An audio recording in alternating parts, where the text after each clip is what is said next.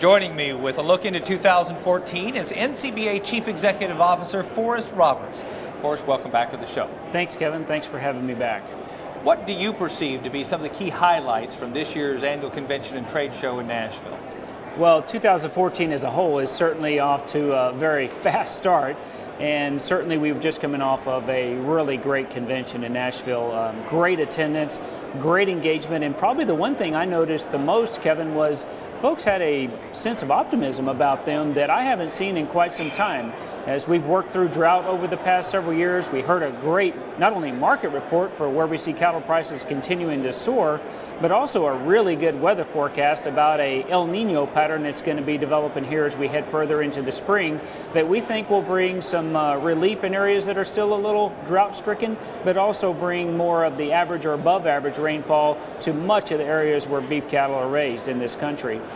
We also had, bringing out of Nashville, a lot of knowledge through a lot of the premier education programs. Cattlemen's College 1 is our signature event, as you know, at our convention, and a real big opportunity to talk about a topic this year in Cattlemen's College that it's a word that means a lot of different things to a lot of different people, and that is, what is beef sustainability? How do we define it? And how do we drive really more value out of what that word means to consumers? And so overall, I feel like we're off to a really good and fast start. As an organization, I really feel like we have a tremendous amount of momentum, and that really feels good to start the year that way. Yeah, man, big congratulations goes to you and your whole staff. Now, let's talk about some of the topics of conversation during convention. What were you hearing people talk about? You know, no doubt people were really focused on where is this market going and what might that mean to them and their operations, especially those that are looking to expand.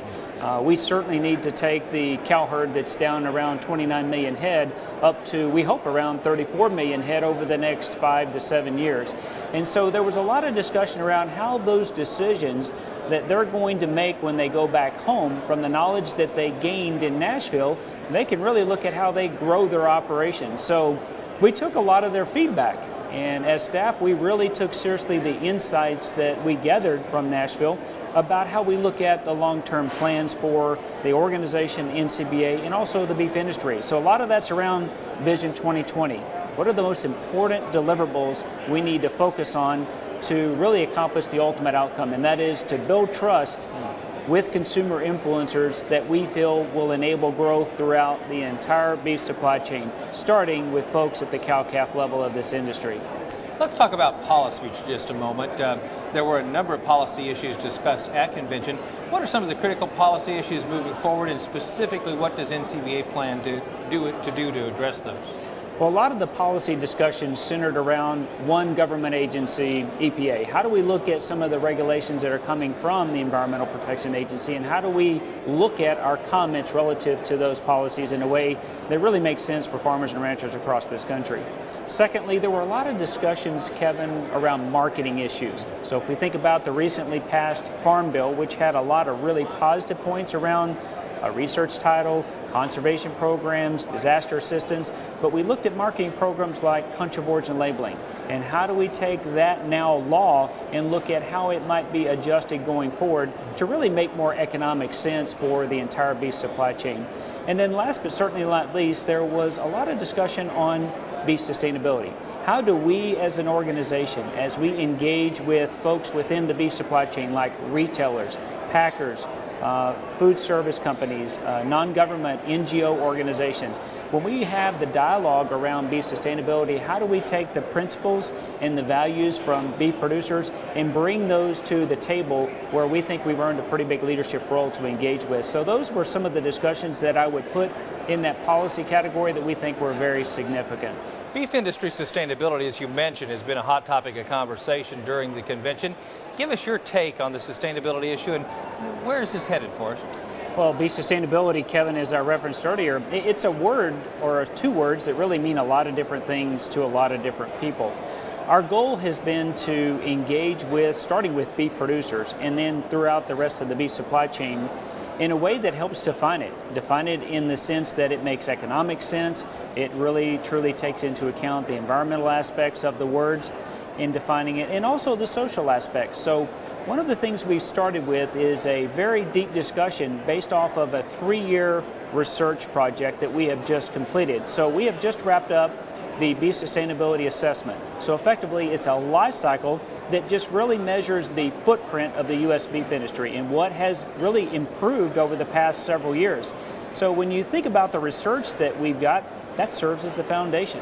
And it's the foundation for us to be able to engage in discussions with stakeholders throughout the entire beef supply chain. So we had McDonald's. McDonald's has had a lot of communication here lately about their efforts to secure a sustainable beef supply. And so we engage with all of the stakeholders here to help define what are the principles that are important to them as beef producers that we take into the further discussions on beef sustainability, and when it's further defined, and more importantly, when those things that it's defined upon is implemented. And at the end of the day, what they told us, our beef producers are saying, help us understand how we can make this make more sense. In other words, how do we show how we have demonstrated continuous improvement over time? That's what's important to them to really explain the values that they have and how they go about making business decisions in their operations. So beef sustainability was a big area of discussion this week in Nashville. And another one was both international as well as domestic demand for beef. I'd be interested, what are some of the things that NCBA is doing to both protect but also grow both domestic and international demand for beef? Well, we're a very proud contractor to the Beef Checkoff program, and in that role, we focus on domestic preference for beef. As you well know, there's only about 4%, though, of the global population that lives in the U.S. and 96% outside of the U.S. So our efforts to work collaboratively with a group like the U.S. Meat Export Federation, our job is to work with them to gain access to these key international markets around the globe, and their job is to do the promotion in country. And when we look at today's values of a harvested steer or heifer at, let's say it's $1,900, well, there's probably $250, almost $300 of that value, Kevin, that's attributed to what we see with the growth in international markets. So NCBA is one of those unique organizations that does both. We have the focus on global demand for protein, and one of the most important things for us to keep in mind in how we carry out those strategies is to not forget about our neighbors to the north and to the south. Canada and Mexico are our two largest trading partners. So as we look at the North American focus within this industry, that is where home base is, and then we build from there into a lot of the key international markets all around the globe. So for folks that may not have had the chance to go to the convention, what else would you share with them? You know, NCBA is one of those organizations that I hope people sense and feel the excitement, the momentum that we have as an organization and as a team. We're, I think, the fastest growing national beef representative organization in the world. And when we see the momentum that we have, what we want producers across this country to do is just to engage with us. Engage at their local, regional, and state level, but also engage with us at the national level. Not waiting till the 2015 Cattle Industry Convention and Trade Show in San Antonio next February, but to engage now, because that engagement, Kevin, at the end of the day, what that allows us to do is to make the best decisions on behalf of this industry, and most importantly, the future of this industry. So that's what I would love folks to hear, and I would like to see through their further engagement. Well, thanks, Forrest, for your continued leadership. Your plate is full, but we'll look forward to visiting with you throughout the year as we track progress against some of these key objectives. You bet. Thanks, Kevin. Thanks for having me. There are many great reasons to become a member of NCBA, and one of them is a chance to read the National Cattlemen. It's the official publication of NCBA and provides timely news and articles about the issues and events affecting the beef industry. And it now includes an online version, which enables you to read the latest issues on the go. A subscription is included free of charge when you become a member of NCBA. Remember, joining is easy. Just give us a call at 1-866-USA-BEEF or visit us online at beefusa.org.